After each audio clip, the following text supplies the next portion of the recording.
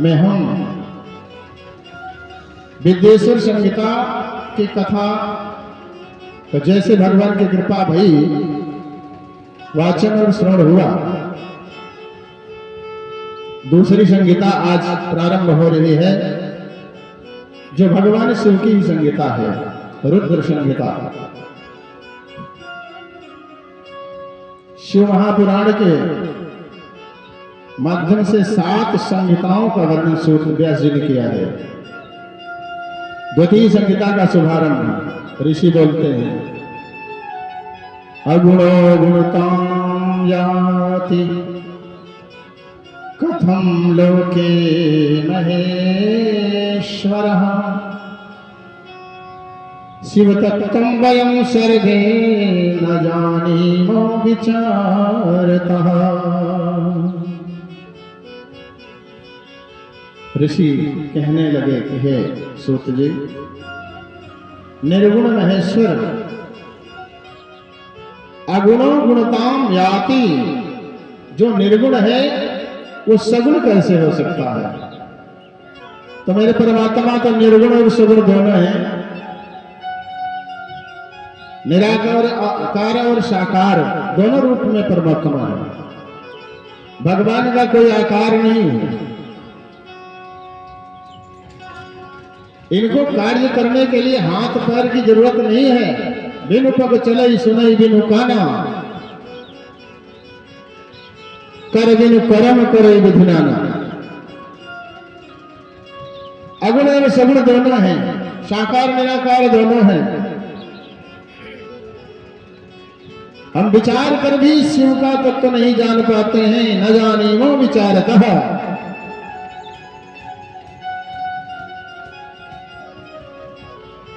हे ऋषियों, आपकी शिव जी के प्रति अटल भक्ति है, इसीलिए आप शिव की कथा पूछ रहे हो। सूत जी ने कहा,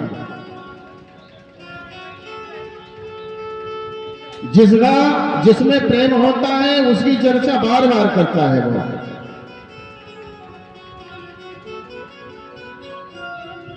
कथा में निष्ठा है। हे ऋषियों, शिव कथा 3 पुरुषों को एक साथ में, 3 लोगों को एक साथ में पवित्र करती है। कहा किसे पवित्र करती है? कथा सदा शिव कथा प्रश्न पुरुषां त्रीणि पुनाति भक्तारं प्रेक्षकं श्रोतिस् जाह्नवी सलिलम यथा। जाह्नवी नाम गंगा जी का।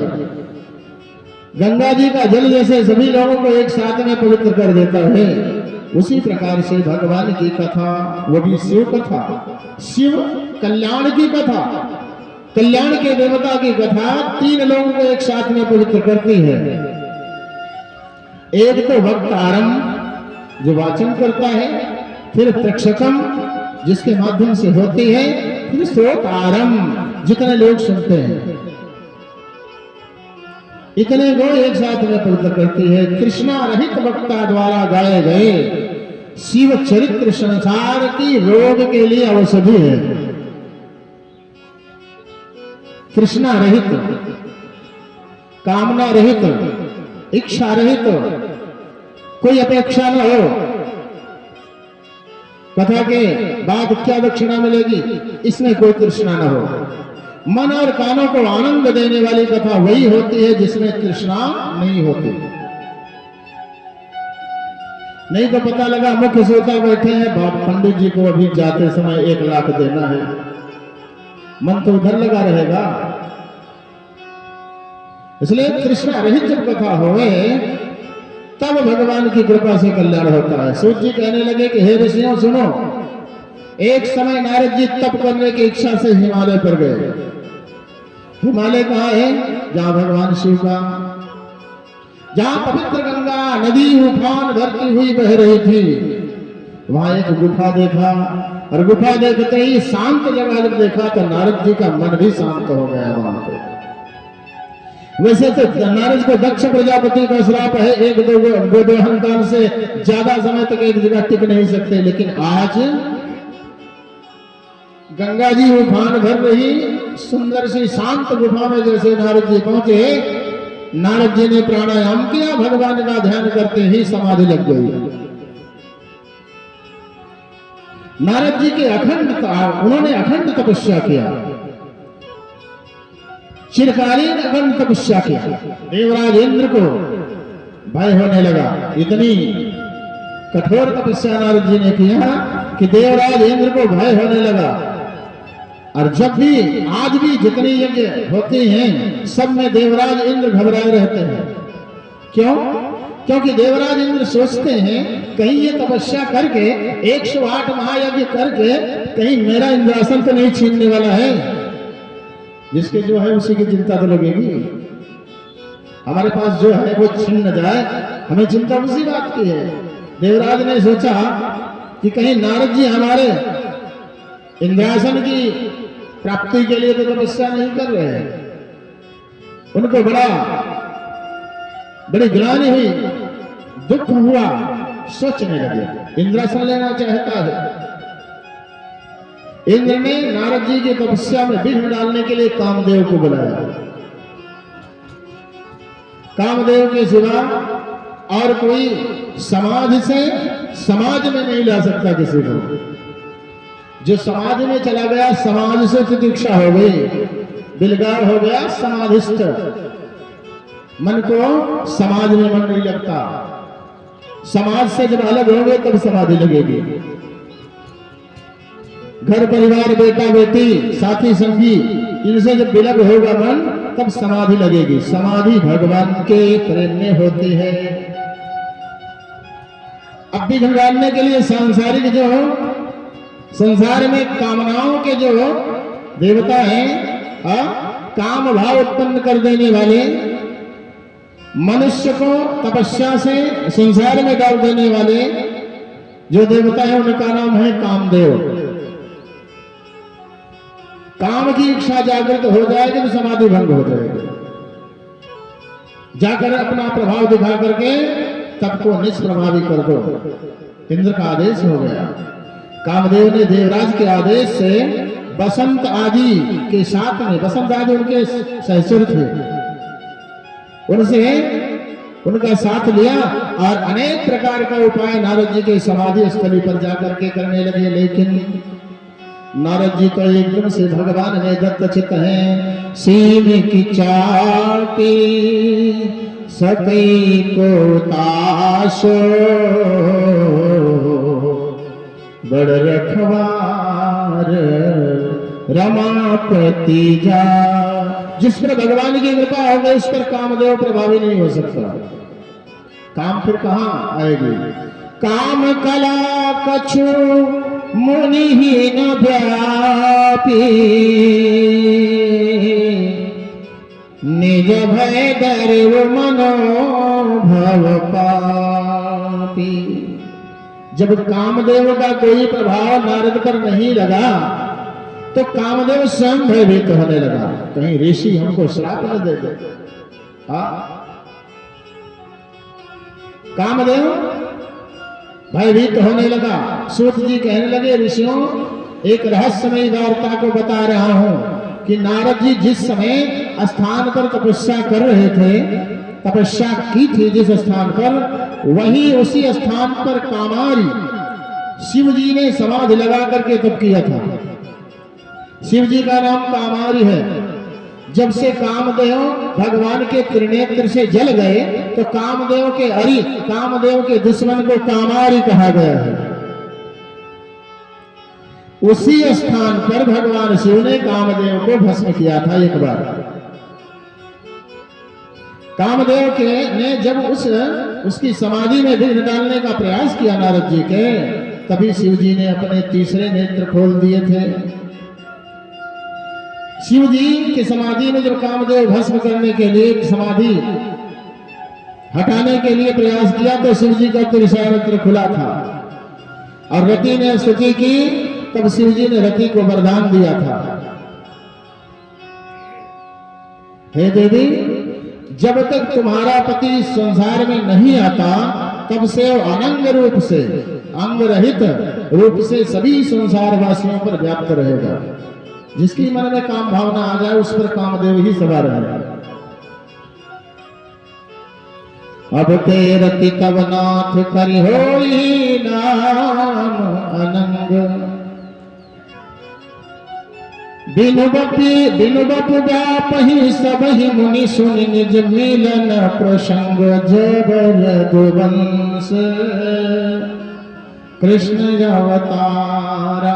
भगवान ने कहा रति देवी तुम्हारा पति मेरे तृतीय नेत्र से भस्म हुआ है, तो जाओ मैं तुम्हें वरदान देता हूं कि अब कृष्ण अवतार जब होगा तो वहां कृष्ण के पुत्र के रूप में कामदेव स्वयं आएंगे। कृष्ण तने होई ही पति तोरा, बचनो अन्यथा होई न मोरा। ये वही स्थान है जहां पर शिव जी ने समाधि लगाया था। कामदेव ने देवराज के पास जाकर के समाचार सुनाया। बसंत के साथ अपने स्थान को चला गया, उनको बता दिया कि महाराज मैंने सारे प्रयास करके हार गए, मुनि की तपस्या भंग नहीं हो रही।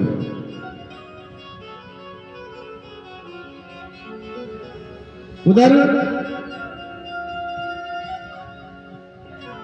जब नारद जी ने देखा कि कामदेव भी हार करके चला गया मेरी तपस्या के आगे, तो अब तो मैंने काम को भी जीत लिया।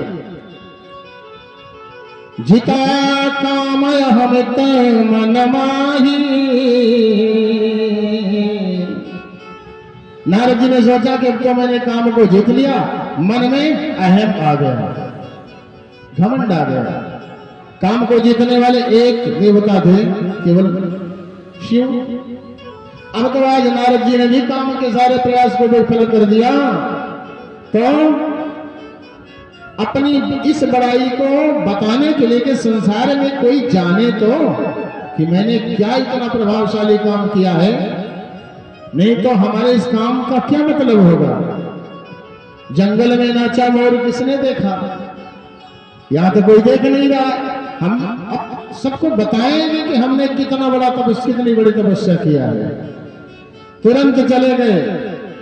भगवान की कृपा है कि सबसे पहले कामदेव को जीत करके, और नारद जी सबसे पहले शिव जी ने कहा, शिव जी के पास ही गए सबसे पहले, क्योंकि पहला काम वही किए थे। तो वही अकेले नहीं तपस्वी, हम भी आप तपस्वी हो गए। शिव जी से बताया, अब बता भी रहे हैं और ये भी कह रहे हैं कि प्रभु आपकी कृपा से मैंने कामदेव पर विजय प्राप्त कर लिया। कहने का ढंग थोड़ा सा दूसरा, भगवान से तो सब कुछ जानने वाले। नारद जी के मन का जो मैल चल रहा है उसको शिव जी ने जान लिया, और शिव जी ने बहुत धन्यवाद भी दिया कि धन्य है आप, काम पर विजय आपने प्राप्त किया, लेकिन यह प्रसंग मुझको तो बता दिया आपने, लेकिन कहीं भगवान श्री हरि विष्णु से मत बताना। अब नारद जी अपने मन में सोचने लगे, रे इनके तपस्या को तो पूरा विश्व जानता है, पूरा संसार त्रैलोक्य जानता है, और मेरी तपस्या केवल कैलाश तक ही निहित रह जाए। इतना सोच करके आगे बढ़ने लगे। लेकिन भगवान शिव ने कहा, देखो नारद जी, अगर तुम वहां जाना भी तो अगर भगवान विष्णु ये प्रसंग चलाते भी हैं तो चले वो प्रसंग दुरायो तब हूं। अगर प्रसंग चल भी जाता है तब भी इस कथा को कामदेव के जीतने वाला प्रसंग उनसे मत बताना, नहीं तो सब कुछ गड़बड़ हो जाएगा। शिव माया से मोहित नारद जी विष्णु में पहुंच करके और सारा वृतांत भगवान विष्णु को बता दिया, श्रवण करा दिया। भगवान ने कहा, नारद जी आप तो आत्मज्ञानी हो गए, आप पर कामदेव की माया का प्रभाव कैसे हो सकता है, आप तो त्रैलोक्य में भटकने वाले हो। नारद जी भगवान से पुनः अभिमान भर करके कहते हैं कि भगवान मैंने आपको सारा समाचार सुना दिया, अब बताओ मैं तपस्वी हूं कि नहीं हूं। कृष्ण भगवान सोचने लगे कि नारद के मन में इतना बड़ा गर्व का पेड़ अंकुर जाम आया है। नारद सके सहित अभिमाना, कृपा तुम्हारी सकल भगवाना। अभिमान के साथ में भगवान विष्णु से बता रहे नारद जी अपने तपस्या के सारे प्रसंग को, लेकिन अंदर से अभिमान है। भगवान ने जान लिया, और अंकुरे गर्भ तरु भारी। तो भगवान का तो एक काम होता है घमंड को ग्रहण करने का, तो और अंकुरे गर्भ तरु भारी, तो बेपन हमार डारी हो उखारी। हमारा भी तो आज प्रण हो गया। इस नारद जी के विनाशकारी अंकुर जो उपज गया है, इसको उखाड़ना मेरा काम है, क्योंकि नारद जी मेरे परम भक्त हैं। मेरा परम भक्त कहीं गर्त में न गिर जाए, अधोगति को न प्राप्त हो जाए, इसलिए इसका कल्याण करना मेरा काम है। नारद जी अब तो विश्वलोक से भी एकदम अभिमान के साथ में और नाना लोकों में भ्रमण करने लगे। भगवान ने अपनी माया को प्रेरित किया, तुरंत नारद के मार्ग में जाकर के सुंदर पुरी का निर्माण करो। उस पुरी में राजा शीलनिधि नाम का राजा उपस्थित करो। शीलनिधि की नगरी बन गई, और नारद जी भ्रमण करते करते उसी मार्ग में 100 योजन वाला वो नगर जो रचना हुई थी माया के प्रभाव से, उसको देखा तो नारद का मन वहां अटक गया। बड़ा सुंदर नगर था, वहां के लोग बड़े सुंदर थे। नारद जी ने सोचा कि ये तो भगवान विष्णु के लोक से भी सुंदर लोक दिखाई पड़ रहा है। क्यों न दिखाई पड़े, क्योंकि भगवान विष्णु की ही माया से रचा गया है। अंदर प्रवेश किया, महाराज शीलनिधि आकर के प्रणाम करते हैं और अपनी पुत्री को ला करके नारद जी के चरणों में प्रणाम करवाते हैं।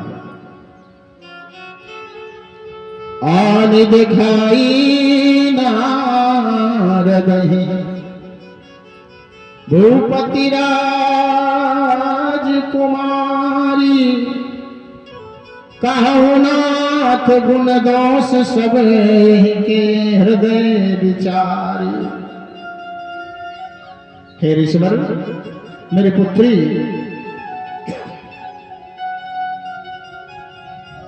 के हस्तरेखा को देखो और इसके गुण और दोष को हमसे बताओ। शीलनिधि के ऐसा कहने पर नारद जी उस कन्या के हाथ की रेखा देखते हैं, बड़े आश्चर्य में पड़ जाते हैं, क्योंकि हाथ की रेखा तो इतना बड़ा प्रभावी रेखा थी उसकी कि जो इस कन्या का वर्ण करेगा वही अमर हो जाएगा।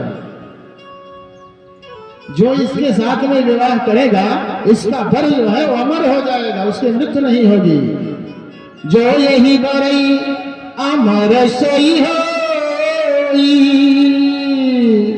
समर भूमि कहीं जीतब न कोई। रणभूमि में उसको कोई जीत नहीं पाएगा। नारद जी ने शीलनिधि राजा से कहा, राजन, आपकी कन्या बड़ी अलौकिक प्रतिभा की है, बड़े अच्छे इसके गुण हैं,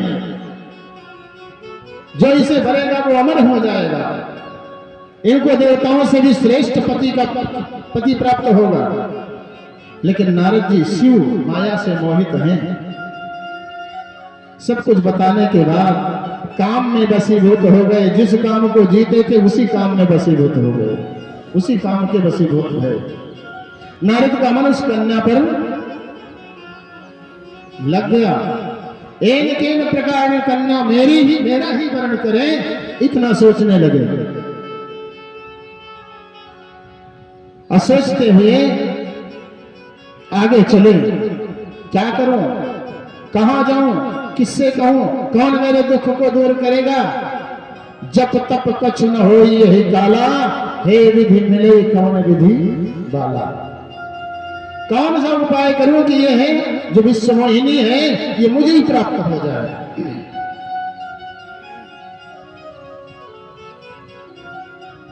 नारद जी सोच रहे हैं, विचार कर रहे हैं, कोई उपाय युवती नमन ठहरानी, कोई युक्ति नहीं समझ में आ रही। फिर सोच रहे हैं कि इस युक्ति को, इस काम को मेरे अगर बना सकते हैं तो केवल विष्णु बना सकते हैं, क्योंकि सबसे सुंदर इस संसार में भगवान विष्णु हैं।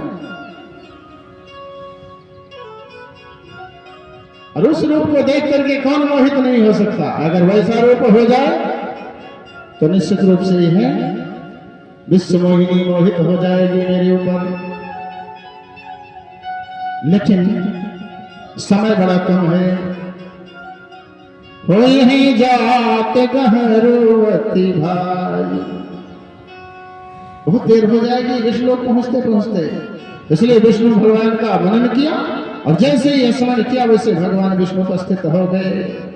सोचा, ध्यान लगाया, भगवान तुरंत प्रकट हो गए। नारद जी ने प्रणाम किया, सारा समाचार सुनाया और उस कन्या के विषय में भी बताया। कहा, प्रभु मेरे कार्य को सिद्ध करिए, आप तो सबके ऊपर कृपा करते हो नाथ, मेरे भी ऊपर एक बार कृपा कर दीजिए। कहा, बताओ नारद क्या करना है मुझे। कहा, आपने रूप देव प्रभु मोहि। मेरे मन में ये युक्ति आई है कि जब आप अपना रूप मुझे दे दोगे तो मेरा कल्याण निश्चित रूप से हो जाएगा। तो भक्त का जैसे कल्याण हो वैसा भगवान को करना चाहिए। इसलिए आपन रूप देहो प्रभु मोहि, आन भांति नहीं पावो ओहि। और कोई दूसरा उपाय नहीं उसको प्राप्त करने का। अच्छा, तो भगवान को हरि कहते हैं, भगवान श्री हरि है। ठीक है नारद, अगर तुम्हें हरि का रूप ही चाहिए तो मैं तुम्हें हरि का रूप देता हूं।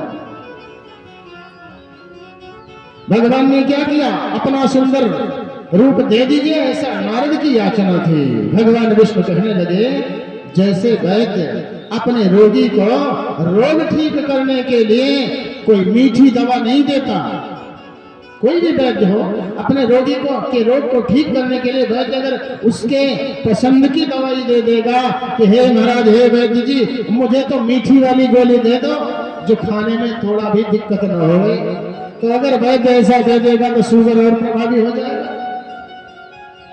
वैद्य अगर दिया मीठी गोली तो शुगर वाला मरीज तो और प्रभावी हो जाएगा। इसलिए वैद्य कहता तो है कि हाँ, निश्चित रूप से तुम्हारे हितकारी दवाई मैं देने चल रहा हूं, लेकिन दवा वही देगा जो उसको सूट करने वाली होगी। भगवान ने सोचा अपने मन में। उसी प्रकार आज परमात्मा भी सोच रहे हैं कि सही हम करब न आन कुछ, वही मैं करूंगा जिस प्रकार से तुम्हारा हित होगा, वही दवाई तुम्हें दूंगा नारद जी, ध्यान रखो। इतना कह करके भगवान ने हरि का रूप दे दिया। अब हरि के कई अर्थ होते हैं। हरि माने भगवान, हरि माने बंदर। दे दिया भगवान ने हरि का रूप। नारद जी सोच रहे हैं कि विष्णु का रूप तो मुझे मिल गया है, अब अपना रूप कौन देख सकता है। बिना दर्पण के कोई अपना स्वरूप देख सकता है नहीं। लेकिन नारद जी को दर्पण देखने की फुर्सत भी नहीं है, क्योंकि कल ही स्वयंवर होने वाला है, वहां पहुंचना है, उनको विवाह करना है, विश्व मोहिनी को अपनी पत्नी बनाना है। बस अब तो भगवान विष्णु का रूप मुझे मिल गया, वो देख करके अब मुझे मोहित हो जाएगी और मेरा वर्ण अवश्य कर लेगी। इतना सोच करके एकदम से फूल करके कुप्पा हो गए नारद जी और जा करके स्वयंवर में एक आसन पर बैठ गए। और भगवान भोलेनाथ जैसे कहे थे कि अब ये प्रसंग हरि से मत बताना, उसी समय भगवान शिव ने अपने 2 गण भी उनके पीछे लगा दिए थे। जाओ, इनकी बड़ी दुर्दशा होगी, देखना, इनके पीछे पीछे लगे रहना। अब 2 गण रुद्रगण पीछे से चल रहे हैं। नारद जी एकदम से घमंड में हैं कि भगवान विष्णु का रूप मिला है, अब मुझे कौन रोक टोक सकता है। जैसे ही स्वरूप कोई देखेगा तुरंत मेरी आव भक्ति करेगा। जाकर के सभा में बैठ गए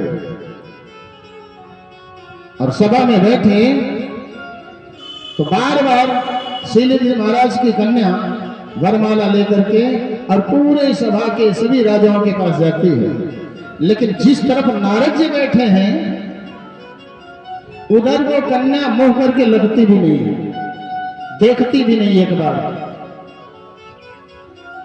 जही दिशी नारद बैठे फूली, बिलोकी न भूली, भूल कर भी नहीं बिलोकती, नहीं लगती है। नारद जी सोच रहे कारण क्या है, ये मुझको देख नहीं रही है क्या? एक आसन पर से उठ करके दूसरे आसन पर जाकर के बैठती है, जिधर जा रही है उसके और आगे, कि कभी न कभी तो देख लेंगे, देखेंगे तो तुरंत मोहित हो जाएगा। इतने में नारद जी ने देखा जिस सभा में स्वयंवर हो रहा था उसी सभा में एक सुंदर सुकुमार कुमार बैठा था। हमारे भगवान श्री हरि राजकुमार के रूप में आकर के बैठे थे और उन्हीं के गले में वरमाला पड़ गई। धरने पतनो कहाँ गए वो कृपाला,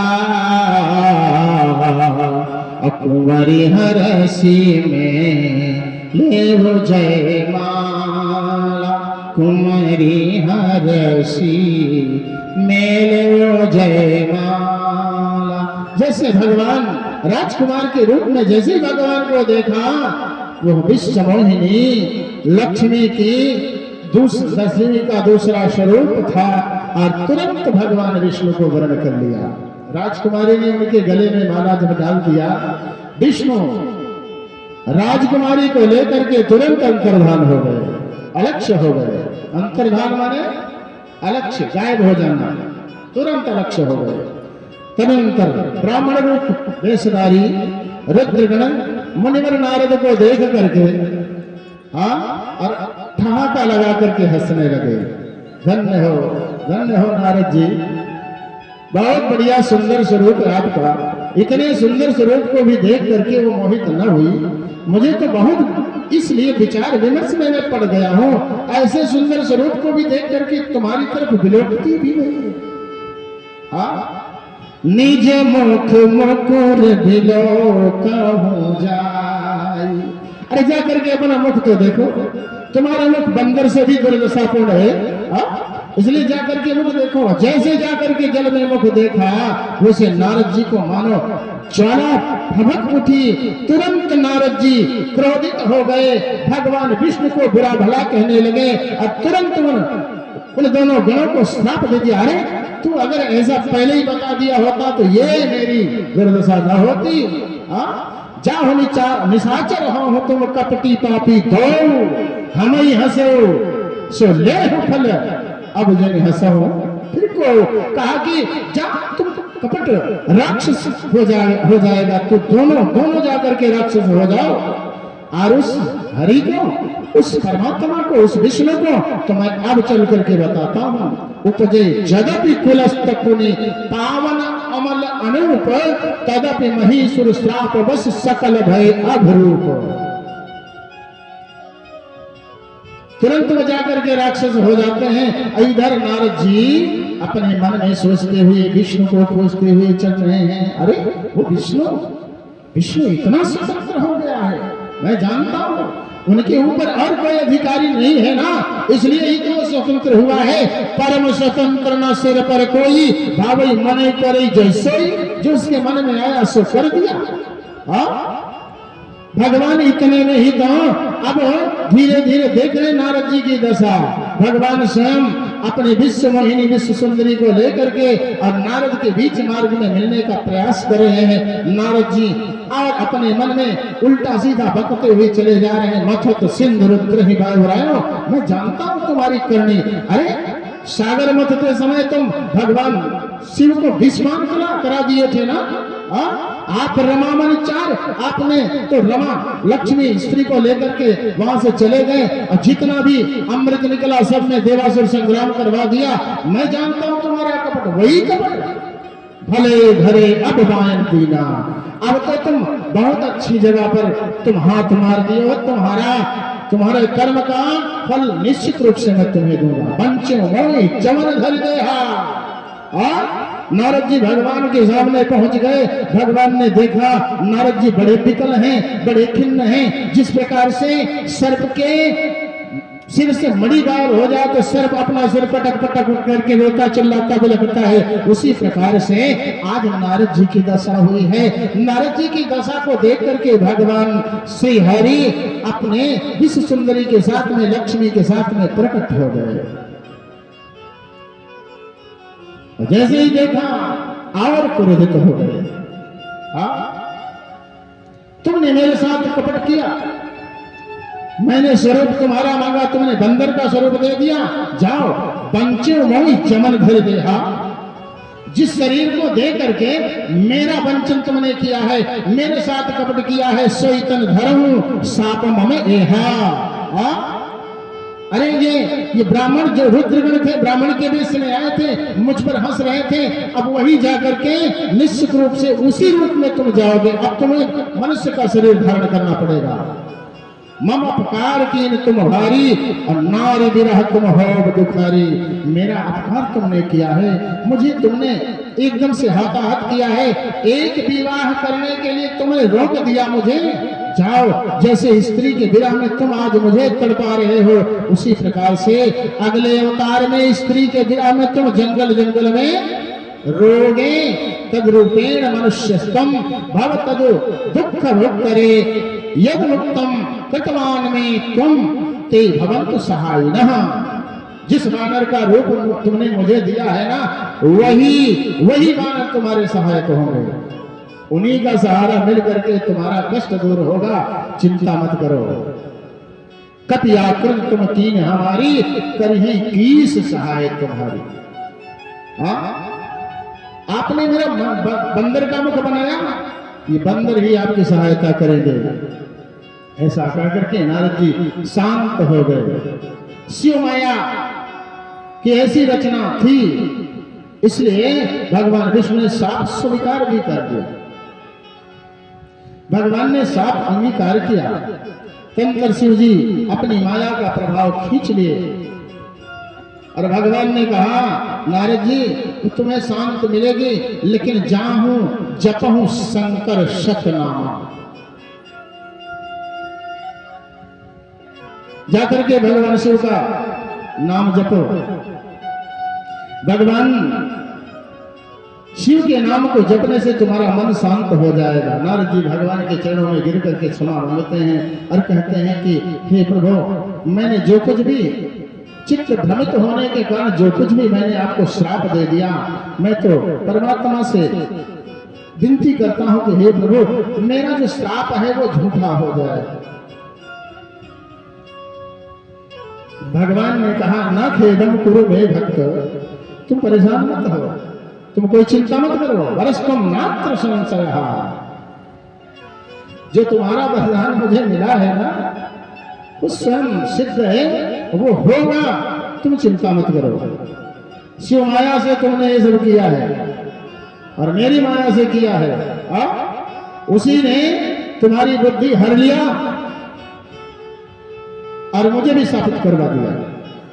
अब आप संदेहों को त्याग करके जाकर के सतनाम स्तोत्र का पाठ करो। सतनाम स्तोत्रम सदा अन्य मत रजया।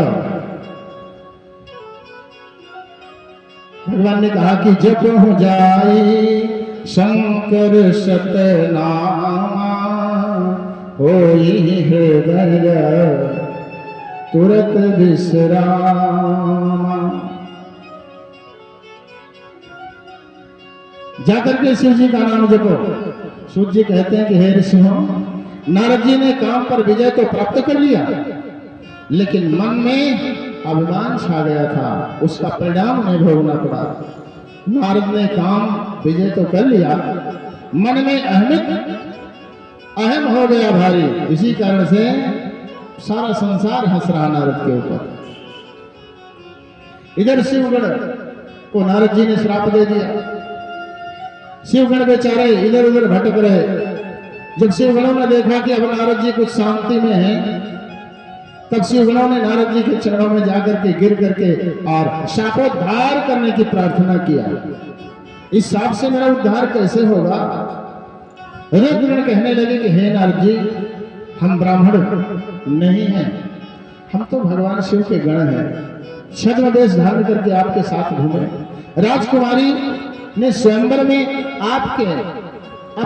आपने हमारी धृष्टता उस स्वयंवर में देख लिया, इसके कारण श्राप दे दिया।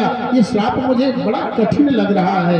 नारायण, मेरे श्राप से कैसे उद्धार होगा मेरा? नारद जी कहते हैं, शिवगणों, निश्चय से माया से मेरी मति भ्रष्ट हुई थी और मोह बस मैंने तुमको और भगवान को दोनों को श्राप दे दिया।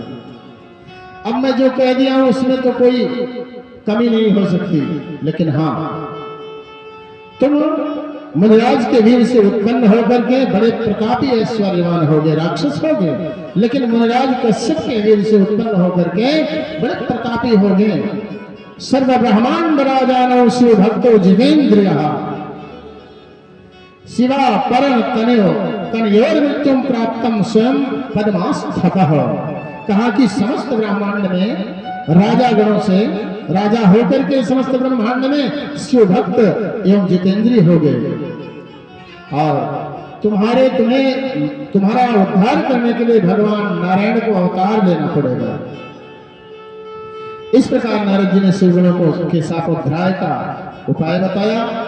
शिव तीर्थों का दर्शन करके और काशी विश्वास में जाकर के ब्रह्मलोक का ध्यान करते हुए नारद जी भगवान शिव का नाम जपने लगे। भगवान शिव का नाम बड़ा मंगलकारी है। एक बार नारद जी ब्रह्मलोक पहुंचे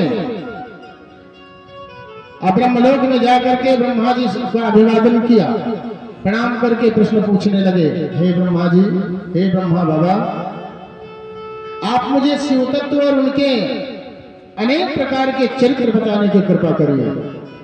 निर्गुण पुरुष सगुण कैसे हुए? सृष्टि के पूर्व में शिव जी किस प्रकार से अपने रूप में अवस्थान करते हैं? मध्य और अंत में कैसे स्थित होते हैं? और किस प्रकार भक्तों को प्रसन्न होकर के फल देते हैं? ब्रह्मा विष्णु महेश तीनों शिव से ही प्रकट हैं, शिव ही परम तत्व है। और उस शिव का आविर्भाव तथा चरित्र का वर्णन करिए। फिर उमा का आविर्भाव तथा शिव के विवाह तथा गृहस्थ लीला भी कहिए। पार्वती का विवाह, स्कंद का जन्म का भी वर्णन कीजिए।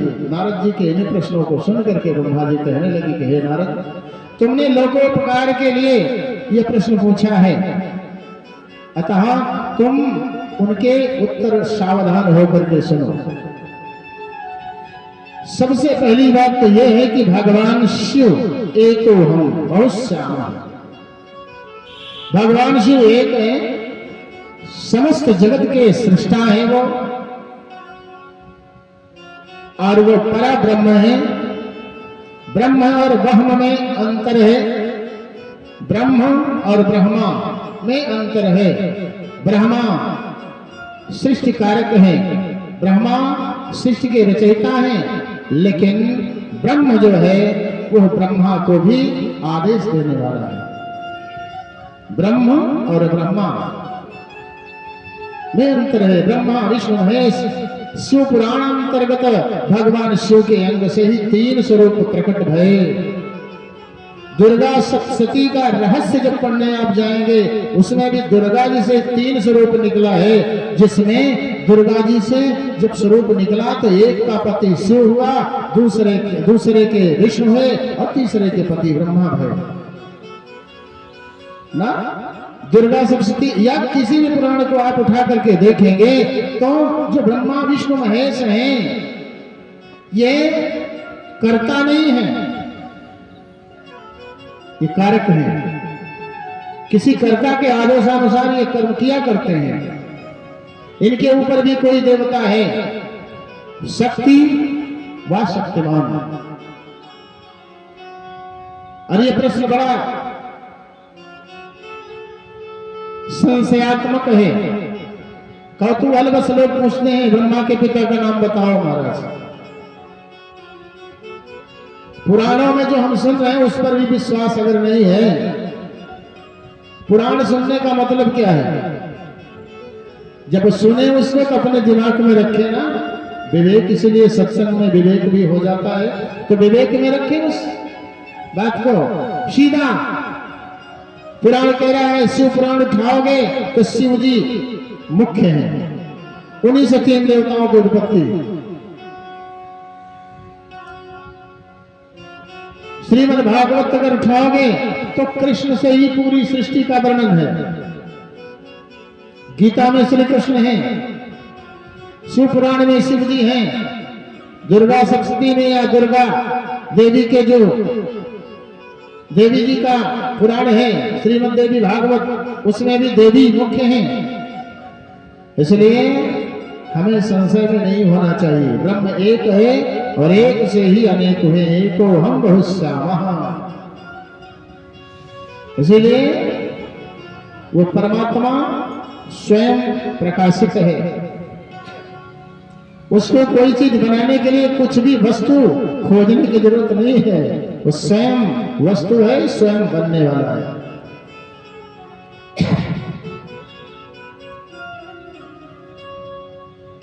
इस प्रकार से बताया कि ब्रह्मा विष्णु युद्ध, पीछे भी कथा में बताया जा चुका कि ब्रह्मा और विष्णु का युद्ध क्यों हुआ। जब ब्रह्मा विष्णु का युद्ध हुआ उसी समय भगवान शिव स्तंभ रूप में आए, उनके युद्ध को शांत करने के लिए। शिव जी द्वारा ब्रह्मा विष्णु को उपदेश कर देना है। भगवान शिव ब्रह्मा विष्णु को उपदेश देते हैं हमारी विनती। ब्रह्मा जी ने कहा, हमारी विनती सुन करके शिव जी ने श्वास रूप में वेदों को विष्णु को दिया तथा मुझे वेदों का ज्ञान दिया। वेद तो भगवान विष्णु को दे दिया, लेकिन वेदों का ज्ञान पूरा ब्रह्मा जी को दे दिया। इधर विष्णु महेश्वर ने इसके पूछने पर कहा कि आप कैसे प्रसन्न होते हैं, आप हमें अपना अनुभव जान करके दोनों को उचित मार्गदर्शन करने की कृपा करिए। हे शिव, हम ब्रह्मा और विष्णु को का कल्याण करने के लिए उचित मार्ग बताने की कृपा करो। प्रार्थना सुन करके शिव जी कहते हैं कि मैं अति प्रसन्न हूं, आप सदैव मेरी लिंग की पूजा करते रहना, सदा मेरा ध्यान करना, और जब कोई भी आपत्ति आए तब लिंग पूजा करके तुम्हारे सारे कष्ट मिट जाएंगे। हे ब्रह्मा, तुम मेरी आज्ञा से सृष्टि करो, और नारायण आप पालन करो इस सृष्टि का। विष्णु कहने लगे कि हे परमेश्वर, यदि आप हम पर प्रसन्न हैं तो आप मुझ में भक्ति प्रदान करें। हे प्रभु, मेरा और ब्रह्मा का विवाद भी फलदायी हुआ। अगर ऐसा विवाद न हुआ होता तो आप यहाँ उपस्थित न होते और हम लोगों का न भ्रम जाता न तो घमंड जाता। शिव जी कहने लगे कि देवताओं, मैं निर्गुण सगुण होकर के भी सृष्टि का पालन, लय और उसकी उत्पत्ति करता हूं। मैं ही ब्रह्म हूं, विष्णु और शिव के नाम से स्थित हूं मैं। हे ब्रह्मा जी, आपने जो युद्ध के समय रक्षा के निमित्त मेरी विनती की थी, उस समय आपके अंग से जो मेरा रूप प्रकट हुआ था, लोक में उसका नाम रुद्र होगा, संसार में उसका नाम रुद्र होगा। भगवान ब्रह्मा के क्रोध करने पर भौहों से रुद्र की उत्पत्ति हुई थी। जब क्रोध किया तो भौहों से रुद्र रौद्र रूप में आ गए। भगवान शिव ही थे। मेरा अंश होने पर भी उसकी सामर्थ्य न्यून नहीं होगी, उसे मेरा ही रूप जानना। इस प्रकार से महेश्वर कहने लगे कि मेरे दर्शन का फल निश्चित रूप से आपको पूरे संसार से कल्याण करवाएगा। और पद्म कल्प में ब्रह्मा जी तुम्हारे पुत्र होंगे। उसी समय आपको मेरा दर्शन भी होगा। ब्रह्मा विष्णु और रुद्र में कोई भेद नहीं है, एक ही स्वरूप है तीनों। वैसे भी आरती में हम लोग गाते हैं कि ब्रह्मा विष्णु सदाशिव जानत अविवेका। जो अविवेकी है वो ब्रह्मा विष्णु और शिव को अलग अलग जानता है, लेकिन प्रणवाक्षर के मध्य, प्रणवाक्षर कौन सा है? ओम। ओंकारेश्वर मध्य ये तीनों एका, ये तीनों देवता एक हैं। लीला में मात्र का भेद है, तीनों देवता अलग अलग हैं, ये सत्य नहीं है। यदि रुद्र तुम्हारी निंदा करेगा, यदि रुद्र भक्त तुम्हारी निंदा करेगा, किसी की भी, शिव का भक्त अगर राम की निंदा करता है, शिव का भक्त अगर विष्णु की निंदा करता है, ब्रह्मा की निंदा करता है, या भगवान विष्णु का भक्त अगर शिव की निंदा करता है, तो तत्काल उसका सारा पुण्य नष्ट हो जाएगा। भगवान शिव ने कहा वो नरकगामी होगा। इस लोक में मनुष्य को मुक्ति फल देने वाला होगा भगवान शिव। ब्रह्मा विष्णु कहने लगे कि हे प्रभु, आपका दरबार और आपका दर्शन अलौकिक है, आपके दरबार से कोई खाली नहीं जाता।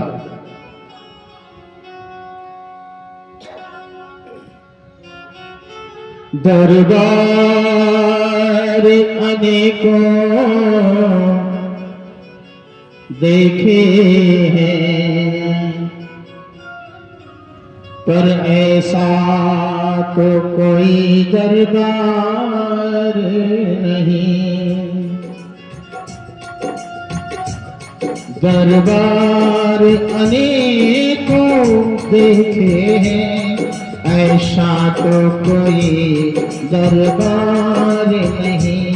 दरबार अनेकों देखे हैं, ऐसा तो कोई दरबार नहीं। बोल भगवान भोलेनाथ की जय हो।